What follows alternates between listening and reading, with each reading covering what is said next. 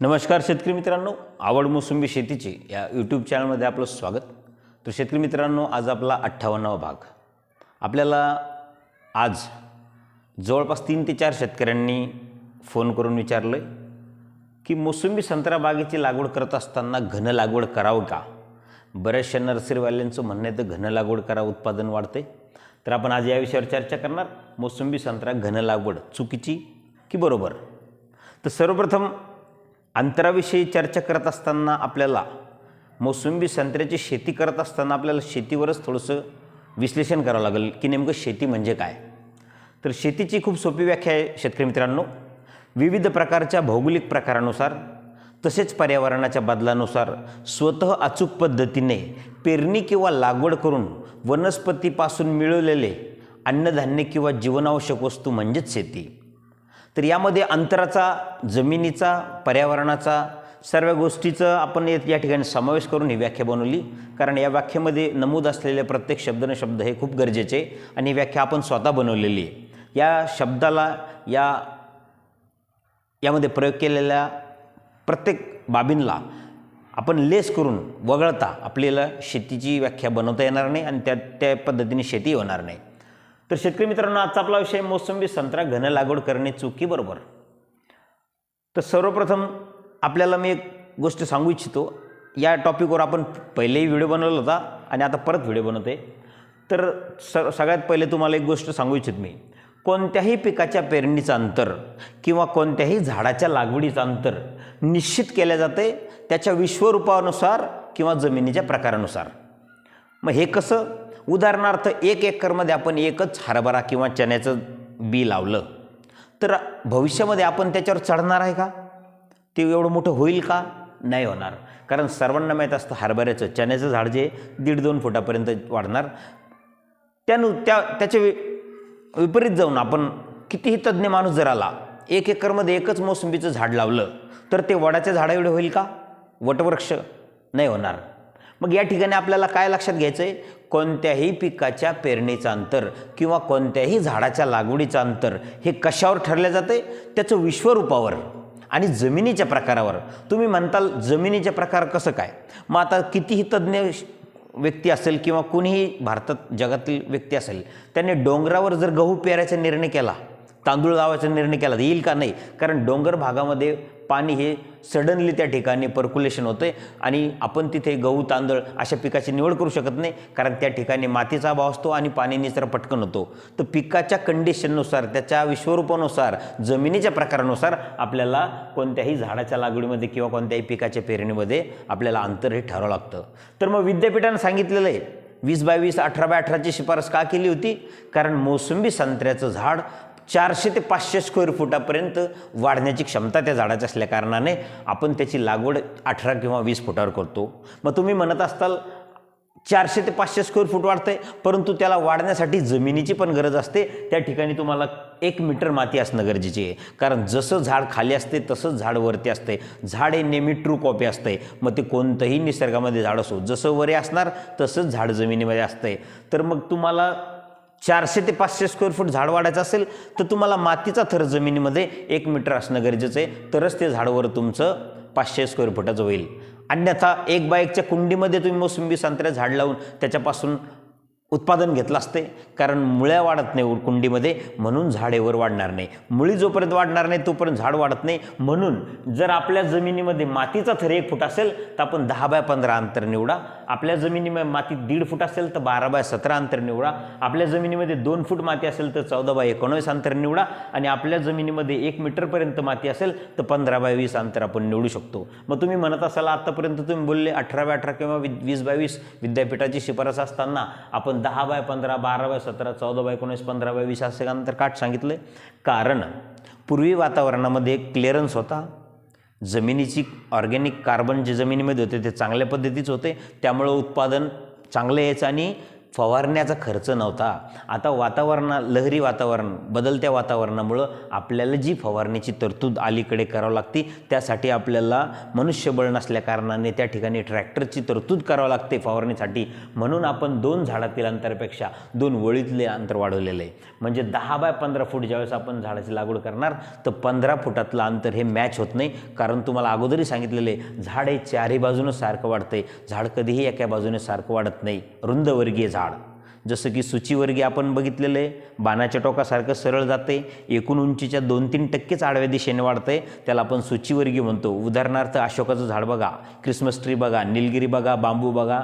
तर हे झाड सरळ वाढणार 30 फूट, परंतु रुंदीला 2-3 फुटच जाता, त्याला आपण सूचीवर्गीय म्हणतो. आणि बाणाच्या टोकासारखं सरळ वाढते. परंतु मोसंबी झालं, संत्रा झालं, आंबा झालं, चिंच झालं, हे रुंदवर्गीय असतात. एकूण उंचीला जेवढे असतात तेवढेच आडव्या दिशेला वाढतात त्या, आणि खोडापासून चारी बाजूनं सारखेच वाढतात. त्यामुळं आपण सम लागवडीपेक्षा विषम लागवड करा. म्हणजे 2 झाडातील अंतरापेक्षा 2 ओळीतील अंतर आपण जर 5 फुटाने वाढवलं तर त्या 5 फूट वाढवलेल्या अंतरामध्ये भविष्यात आपल्याला ट्रॅक्टर त्या ठिकाणी फवारणीचं जाणार, त्या ठिकाणी आपली हवा खेळती राहणार, त्या ठिकाणी सूर्यप्रकाश व्यवस्थित मिळणार आणि भविष्यामध्ये आपल्या झाडाला फळगळीची समस्या येणार नाही, आपल्याला त्या ठिकाणी फवारणी घेताना समस्या येणार नाही.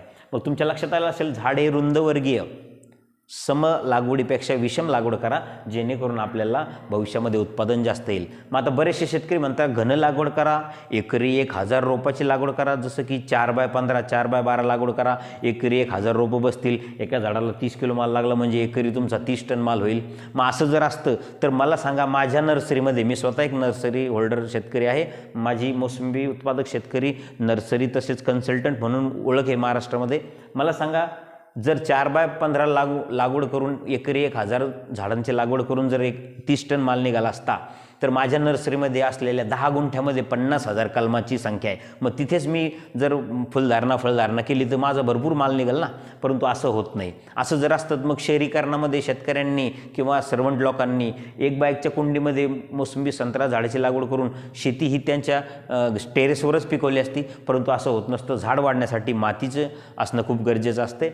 आणि तुम्हाला सांगतो, घन लागवड करत असताना जेनेटिक बदल जर केलेला असेल, तुमच्या सेल्स मॉडिफाईड केलेलं जर बियाणं असेल तर त्याची आपण घन लागवड करू शकतो. परंतु आपल्याकडे मिळणारी मोसंबी संत्रा कलम ही ग्राफ्टेड प्रोसेसने तयार केलेली असते. याचं विश्वरूप 400-500 स्क्वेअर फुटाचं असल्या कारणाने आपल्याला त्या ठिकाणी अंतरच द्यावं लागणार आहे. घन लागवड करून आपली फसवणूक त्या ठिकाणी स्वतःचीच करून घेतली जाईल.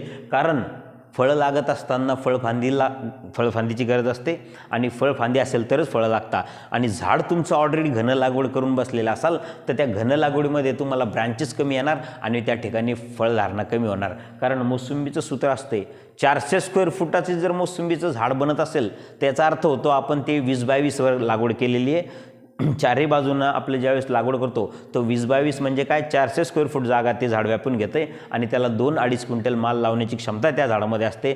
जर तुम्ही 4 बाय 12 किंवा 4 बाय 15 किंवा 4 बाय 50 हे लागवड केली तर फक्त 4चंच अंतर मिळणार, तुमचं 20चं 15चं 50चं अंतर मिळत नाही. कारण झाडे एका साईडला वाढत नाही, झाडे चारही बाजूने सारखं वाढतंय. मग तुम्ही 4×16 स्क्वेअर फूट त्या ठिकाणी झाड 16 स्क्वेअर फुटाचं व्यास त्या ठिकाणी ते झाड कव्हर करणार. आणि मोसंबीचं सूत्र असतं 1 स्क्वेअर फुटामध्ये 4च फळं लागतात. मग 16×64 100% फळधारणा जर झाली तर तुमच्या 4 बाय 12च्या लागवडीमध्ये तुमचे फक्त 64 फळं लागतील. कधी? 100% तुमची फळधारणा जर झाली तर. परंतु जनरल मोसंबीमध्ये फळधारणा 50 ते 70% होत असते.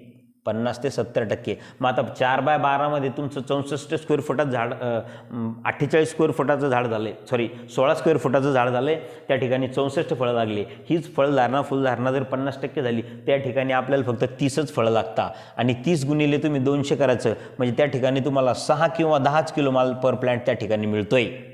हे 30 किलो 25 किलो हे सगळं फेक गोष्टी असतात. कारण नर्सरीवाल्यांना रोपं विकायचं त्या ठिकाणी प्लॅनिंग असते. 1000 रोपं जर नर्सरीवाल्याकडून तुम्ही घेतले तर 50,000चे कस्टमर तुम्ही असणार आहे. आणि आम्ही सांगतोय एकरी 200च लावा तर आमचे तुम्ही फक्त 10,000चे कस्टमर असणार आहे. म्हणजे 50,000मध्ये आणि 10,000मध्ये 40,000चा डिफरन्स त्या ठिकाणी असतो. परंतु शेतकऱ्याला फसवण्याची जे प्लॅनिंग असते ते आपण कधीही करत नाही. आपण याच लागवडीची शिफारस आतापर्यंत केलेली आहे. जर माती 1 फूट असेल तर 10 बाय 15ची लागवड करा, 1.5 फूट माती असेल तर 12 बाय 17 लागवड करा, 2 फूट माती असेल तर 14 बाय 19 लागवड करा आणि 3 फूट माती असेल तर 15 बाय 20 लागवड करा.